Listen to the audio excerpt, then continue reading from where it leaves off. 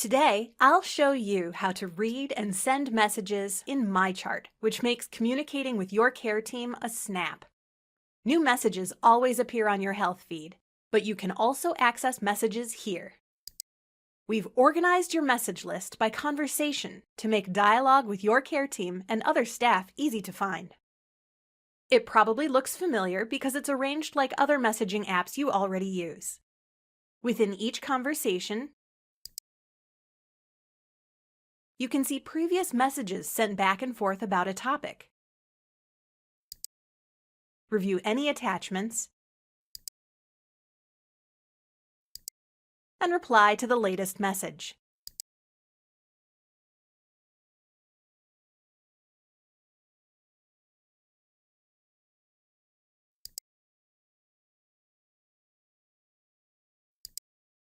Want to send a new message? Let's say you have a rash, and your provider prescribed you a topical cream.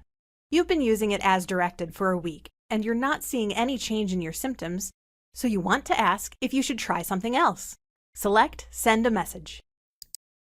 Then select the option that best describes what you'd like to message about. What's great is sometimes you can take care of certain tasks yourself from other activities. For example, you don't need to send a message if you want to refill a medication or schedule an appointment.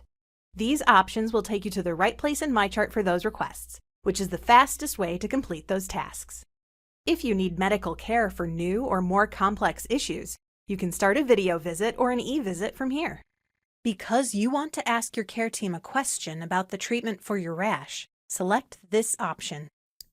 Keep in mind that it might take a few days for your provider or care team to get back to you. You should only send a medical question if your question doesn't require a response right away. Your rash symptoms aren't worsening and you don't need an immediate response, so sending a message makes sense for you. Select the topic that fits your question, the recipient, and then type a subject and a message. As you type your message, MyChart automatically saves a draft. If you need to leave the message before you're ready to send it, you can find the draft in the Conversations folder to continue with it when you're ready. If you try to send a new message for the same topic to the same recipient,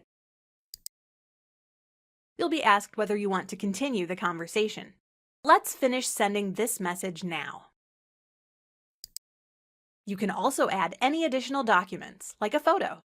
Just select the paperclip and choose a photo to send along.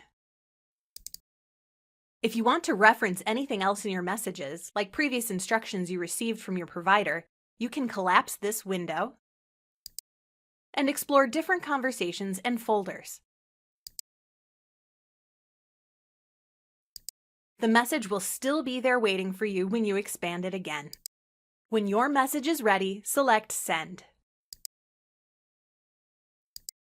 It now appears in your Conversations folder. To flag a conversation for easy access in the future, open the conversation and bookmark it. To find that bookmarked conversation, return to the Messages activity and open the bookmarked folder.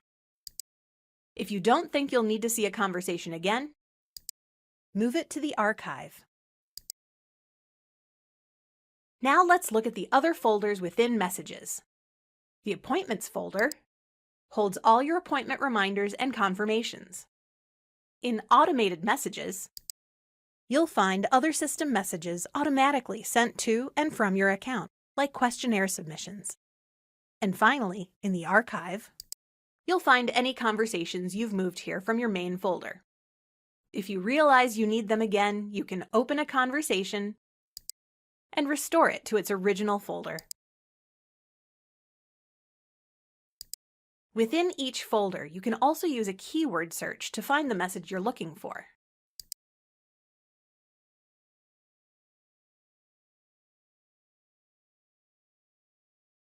Another great feature is the ability to see messages from everywhere you receive care.